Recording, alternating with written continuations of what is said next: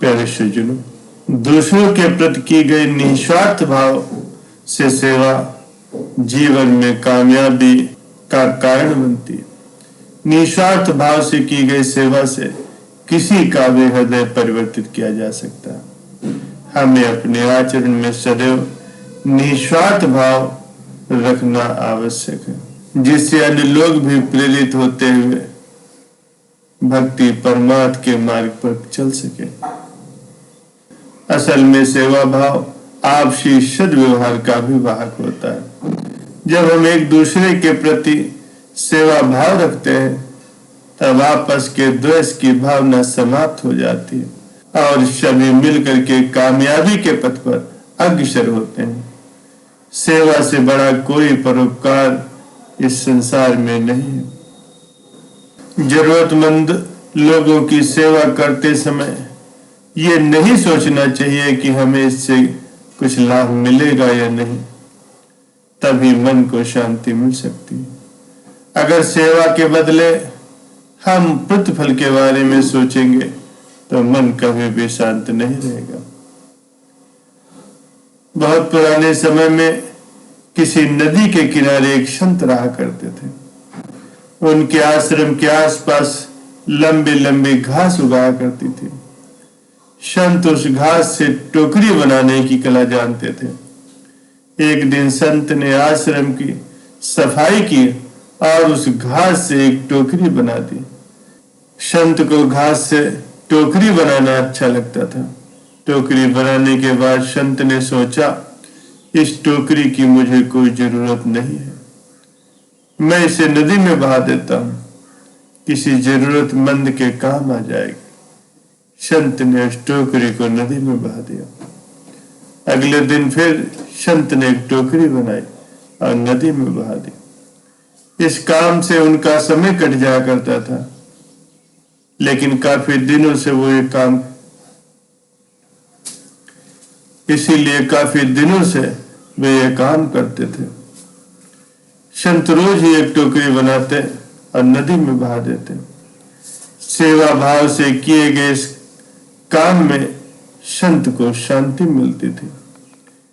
एक दिन संत ने सोचा कि मैं व्यर्थ ये काम कर रहा हूं, घास की टोकरी बना करके नदी में बहा देता हूं, इससे किसी को लाभ नहीं मिलता होगा।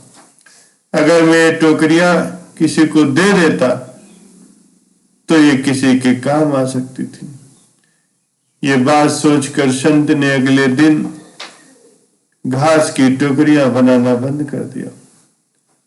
कुछ दिन के बाद संत नदी के किनारे टहलने निकले।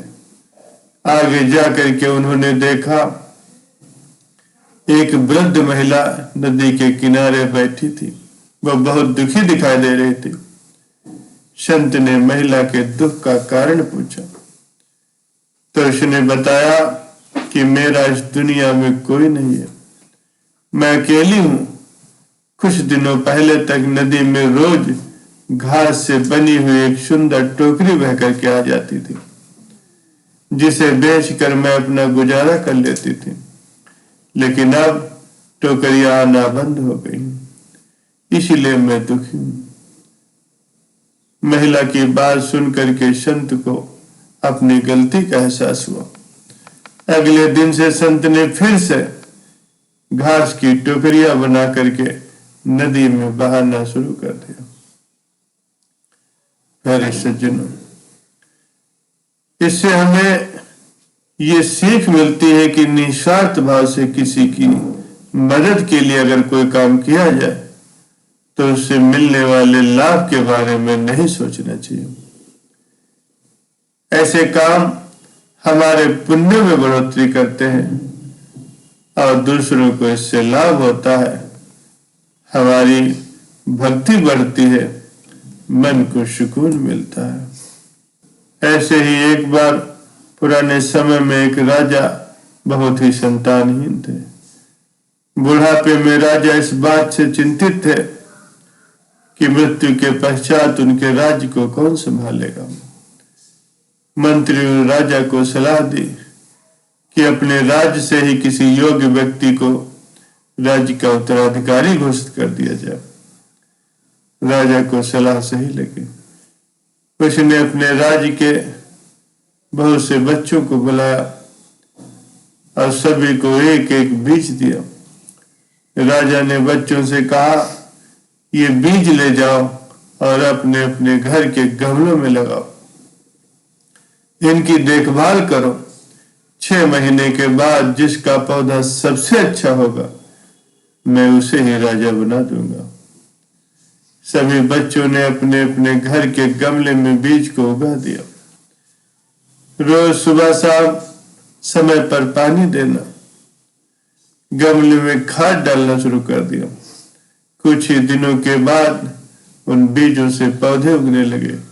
सभी बच्चे अपने पौधों की अच्छी तरह से देखभाल कर रहे थे। उन बच्चों में एक ऐसा भी बच्चा था जिसके बीज से पौधा नहीं उगा था। वो उदास रहने लगा। सभी बच्चे उसका मजाक उड़ा रहे थे। 3 महीने बीत गए। सभी बच्चों के पौधों में फूल भी आना शुरू हो गया, लेकिन उस बच्चे के गमले में पौधा उगा ही नहीं। फिर भी वो सुबह शाम पानी देता, खाद भी डालता, लेकिन पौधा नहीं उगना था तो नहीं उगा। इसी तरह 6 महीने बीत गए। सभी बच्चे अपना अपना गमला लेकर के राज दरबार में पहुंच गए। जिस बच्चे का बीज नहीं उगा था उसकी मां ने कहा, अगर तुम्हारा बीज नहीं उगा है तो भी मैं तुम्हें यही गमला लेकर के राजा के सामने जाने की सलाह देती हूँ। बच्चा उदास था, लेकिन उसने राजा के सामने सच बोलने का साहस किया। इसीलिए वो ऐसे ही गमला लेकर के राज दरबार पहुंच गया।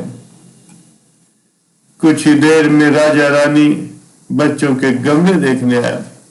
उन्होंने सभी बच्चों के गमले देखे। अंत में वे उस बच्चे के पास पहुंचे जिसके बीज से पौधा ही नहीं उगा था। बच्चे ने राजा को बताया कि उसने बहुत मेहनत की, लेकिन ये बीज नहीं उगा। राजा ने सभी बच्चों से कहा, मैंने आप लोगों को जो बीज दिए थे वो सभी खराब बीज थे, उनसे पौधा उग ही नहीं सकता था। आप सभी ने मुझे धोखा देने के लिए अपना अपना बीज बदल दिया है। लेकिन इस बच्चे ने कोई भी छल कपट नहीं किया और उसमें सच बोलने का साहस भी है। इस राज्य का राजा वही बन सकता है जिसमें सच बोलने की हिम्मत है और जो किसी लालच में छल कपट नहीं करता। इसलिए मेरे राज्य का सच्चा उत्तराधिकारी यही है जिसके गमले में पौधा नहीं उगा है। प्यारे सज्जनों, जो लोग छल कपट नहीं करते उन्हें देर से ही सही लेकिन सकारात्मक फल जरूर मिलता है। इसलिए हमेशा ईमानदारी से अपना काम करते रहना चाहिए। खुद पर भरोसा रखें, सही समय आने पर कामयाबी अवश्य ही मिलेगी।